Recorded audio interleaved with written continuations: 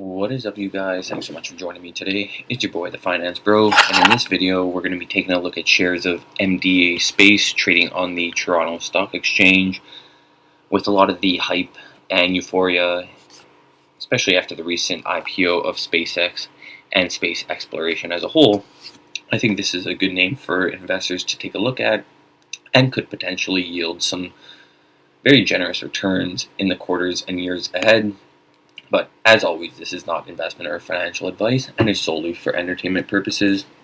So let's dive right in here to the past 12-month price performance of shares of MDA Aerospace. You can see that shares over the past year have actually underperformed the benchmark, in this case the Toronto Stock Exchange, by almost negative 25%. On a year-to-date basis, shares are up almost 57% compared to the TSX, which is up, give or take, around 10%.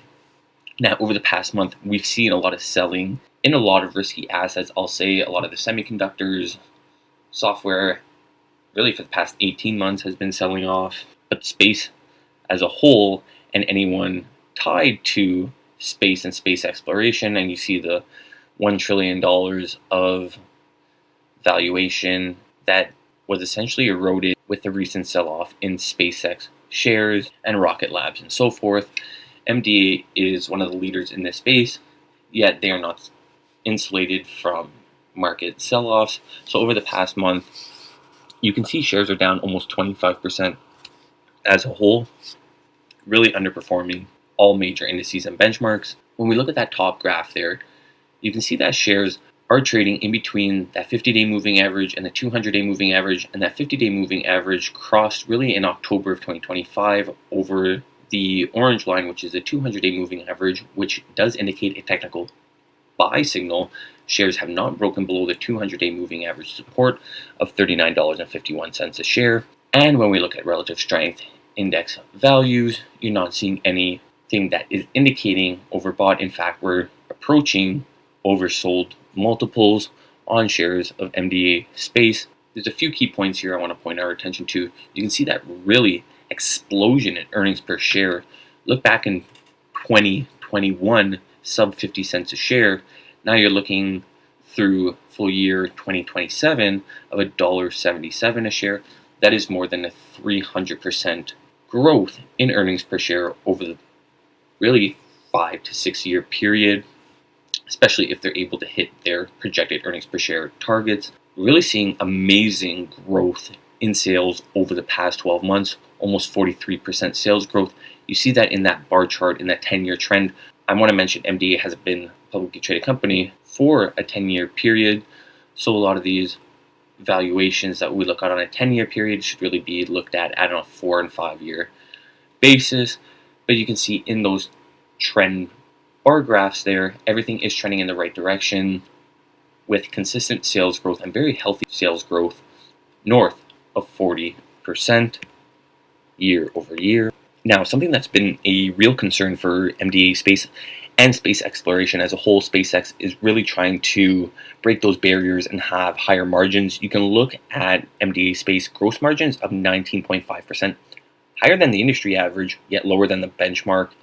And when we see that compression of margins from gross to net, you're going from almost 20% gross margins to 6% net margins. Not really something we want to see. This is a very capital intensive business. Over the past few years, we have seen a lot of reusability in the space exploration sector, which has led to more efficiency, margin expansions, and hopefully leads to better profitability in the future quarters. And we're seeing that return on equity really trend in the right direction. You're seeing it sub 7% over the past 12 months, yet it's trending in the right direction and should continue to trend upwards, especially when they continue to secure. They recently secured the European Space Agency contract, which we'll touch on later on in the video, with NASA, the Canadian Space Agency, and so forth. Really the run rate for revenue growth, return on equity, total capital expansion, and we'll see that in future snippets here. There is a good runway for MDA to continue to grow, expand their margins, and have those higher returns on their invested capital. And when we look at the forward PE, currently at a 28 multiple, for a company that has so much growth trajectory and forecasted in the coming quarters and years to come, not just as a company but as a sector, as a whole, and that satellite space launch division that they have and they work on, I believe will continue to be a very good growth driver for the company, and a PE multiple on a forward basis at 28, I believe, personally, is too cheap of a multiple. Even when we look at that price to sales going to 3.4, nothing that is excessive. You look at all other companies in the space, even on the price to sales basis, it's in some cases triple digits, and price to earnings might not even be reported, as a lot of these space exploration companies aren't even generating any earnings or profit to report to begin with. That does give MDA Space a leading edge. And when we look at these 13 analyst price targets, an average return of 48.23%, meaning shares get to $65.92 a share, is very healthy. You even look at the biggest bear on the street. I will mention there's no sell ratings on the name, but when you have the biggest bear still indicating a price appreciation of almost 15%, and the biggest bull having shares projected to double based on their price target and the true net asset value of MDA Space as a whole, you are seeing a very good risk reward metric. And when you look at that dotted line relative to that solid blue line in that graph there, that dotted line is the analyst price targets, blue line is the underlying share price of MDA Space. You are seeing essentially the largest gap investors have had to deal with in a very long time. I guess we can go back to really Q4 of 2025. You do see that significant drop in share price in that solid blue line. There was a similar discrepancy between share price and analyst target price, and that gap did close, which I do believe will be the case. Haven't really seen any revisions downward on price targets, and again, there are no sell ratings on the name currently. And when we look at the valuation metric, this is a little bit deceiving. Again, 5-year trends really aren't a true valuation metric we should be using for MDA Space. Really, a 3 to 4 year trend is more accurate. But even in that case, you look at that forward PE, like I mentioned earlier, at a 28, 5-year average of 22.9, so let's round up to 23. We're only 5 points higher, and shares have also significantly declined since these snippets were taken from the market. So shares are currently even trading at a cheaper multiple for what really has larger and projected to have better sales growth, revenue growth, profitability, margin expansion in the coming quarters ahead. So let's see. Right now, shares are trading at a fairly cheap multiple, even comparing to the company's trend. And when we look at valuation metrics compared to the peers, now this is a little bit different because MDA Space is an aerospace and defense company. Space is their main bread and butter and satellite launching. L3Harris, Northern Group, we even look at Lockheed Martin and Leonardo, that is in Italy. They are more defense-oriented companies. L3Harris is actually a defense company, but also has a very high margin business in software, which we know when we look at other companies that are publicly traded. You look at Microsoft, or you look at any other software company for the previous 5 to 10 years and look at every single quarter, you have seen almost every quarter margin expanding because this is a very high margin business. But yet, MDA Space is trading at the highest multiple in the group, and I do believe that valuation premium is warranted just based on the fact that they are not a defense company. They are more of a space exploration company, and the demand in that sector from both public and private sectors is continuing to expand, and we see that demand continuing to rise every single day. So let's see. But I do believe that slight premium that MDA trades to relative to its peers is very much warranted. And that's what I was talking about. L3Harris does have higher margins just because they are more of a software defense-oriented company. Not exactly like a Palantir, but kind of similar to a Raytheon Technologies, which also has a very big software defense segment of their business. Yet, we still see margins of MDA Space really being better than the group. And you look at even an international competitor in Leonardo Space, which is based out of Italy, which is securing a lot of European Space Agency deals. MDA Space is a much more operationally efficient business, a much more financially prudent management team, which allocates capital more efficiently to have better returns on their capital and revenues per employee. And we see those margins really coming down on the gross margin side. There has been higher input costs, fuel costs have continued to rise, which has inevitably compressed margins, yet we're seeing those returns on assets, equity, total capital, and invested capital continue to rise on that 4-year trend, and we should continue to see those numbers expanding in future quarters. And what we like to see is that revenue and net income per employee continuing to rise, which does indicate a very operationally efficient business, which is continuing efficiency throughout its operations quarter after quarter. And look at these sales and revenue growth, just on a 5-year compound annual growth rate, 41% CAGRs, very healthy, 57.3% CAGRs on a gross income 5-year compound annual growth rate, phenomenal to see.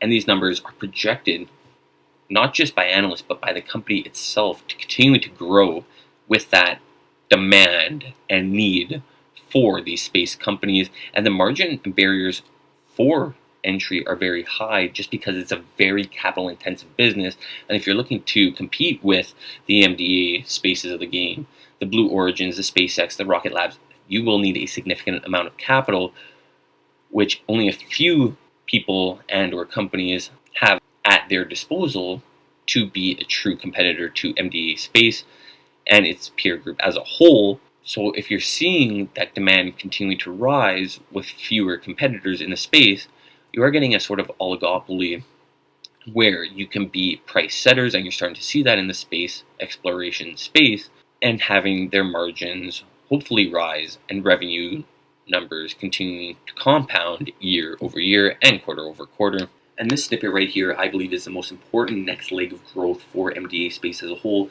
This is the revenue exposure by geography. This is a snippet taken as of year-end 2025. You can see there that 15.1% decline year over year in revenue generated from the US. That has, as of the most recent quarters, actually started to trend in the opposite direction, which is like what we want to see, with more deals with private companies situated in the US, but also NASA as a whole, especially with their Artemis program. MDA Space is going to be one of the beneficiaries of a lot of those contracts that come to the private sector. And also you see really that EU region continuing to grow. They recently signed a deal with the European Space Agency, which I'll touch on in the next snippet, but the European Space Agency is working hand in hand with NASA, with the Canadian Space Agency as a whole, which I will say MDA Space, being a Canadian company, already has deep roots in the Canadian Space Agency as a whole, and in turn NASA as well. And now you see really the two largest private sector space exploration companies in Blue Origin and SpaceX, which I do believe, and you see that really over the past 24 months, MDA Space making a lot of these deals with their US counterparts. Again, I don't believe there's going to be one big winner in the space exploration space. I believe that these companies and governments will have to lean on one another for the progress of their space exploration goals. So now I do believe it's important for us to take a look at a few bullish and bearish points for MDA Space as a whole. I'll start with the robust contract pipeline and government backing. As I mentioned earlier, MDA Space benefits from strong multi-year visibility, underscored by major institutional wins, such as substantial contracts with the Canadian Space Agency for synthetic radar satellites, and growing international defense and commercial work. This is a good and bad, depending on how you look at it. They are subject to a lot of the political risks and government spending.